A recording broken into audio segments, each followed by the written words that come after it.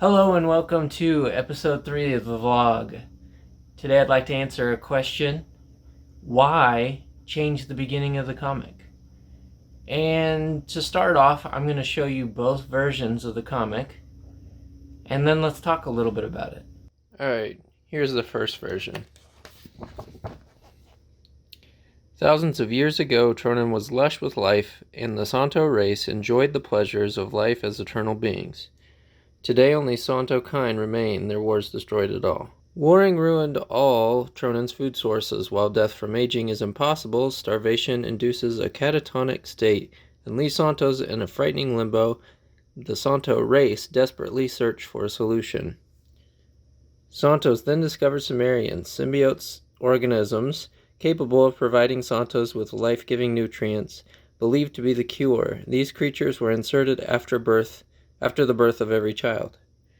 Fighting for the control of limited Sumerian mines, war between the 12 nations spilled blood over Tronin once again. That's still there, this is not.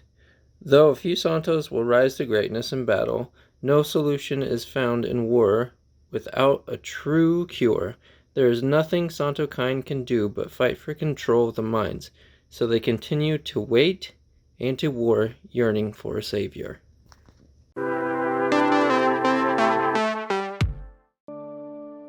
In the Draco galaxy hangs a remnant of a broken utopia, planet Tronin.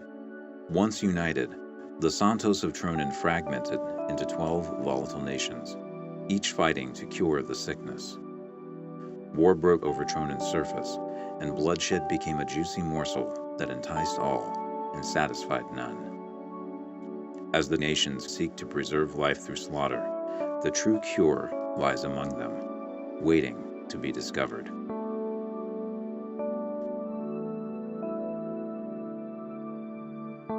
Chapter 1: The Birth of Good and Evil. Written by Micah Metz. Illustrated by Carissa Buchema. Edited by A.J. Ellis. So now that you've seen both versions, I want to talk a little bit about the thought process that went into changing the comic and what we did there. So there's a phrase out there, especially in comics: show, don't tell. And basically what that's saying is writers can have a tendency to oversay something instead of just showing the audience what's going on. And that is a temptation that's easy to fall into.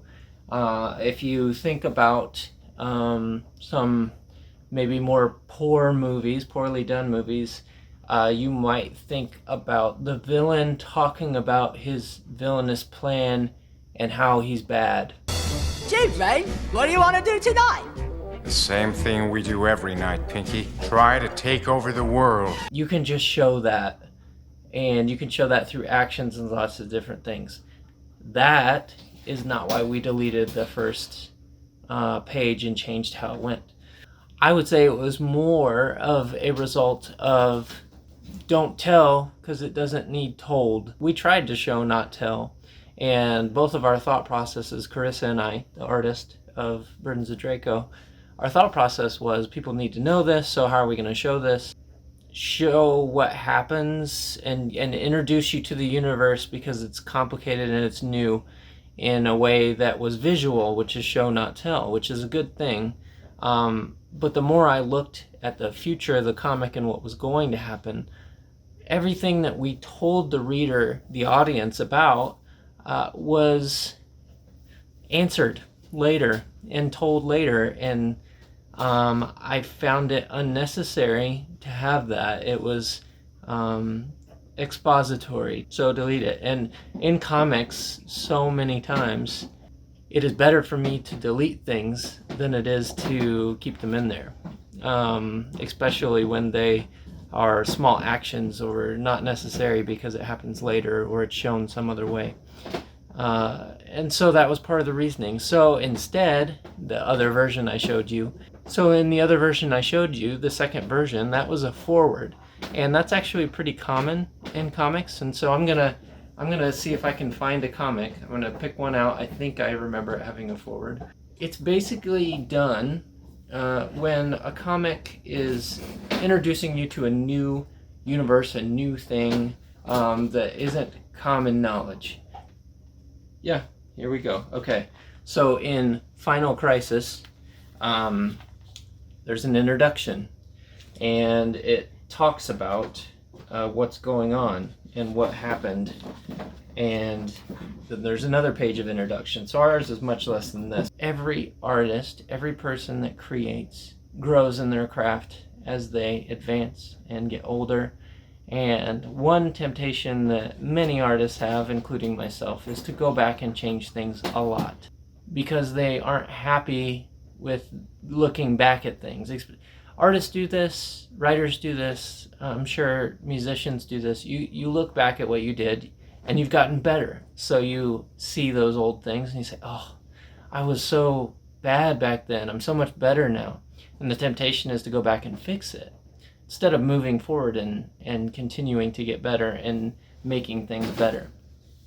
That was not the case in this issue 1 change, and we thought it was for the better of the life of the comic to make that change. Does it flow? Does it get you into the story quickly?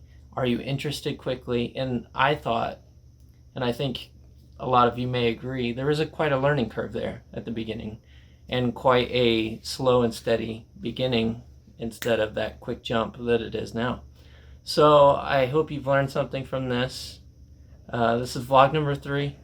It's a little less funny, but I want to mix these up. I want to do things different from episode to episode. I hope that you've enjoyed this. Subscribe to the channel. There's going to be lots more videos like this.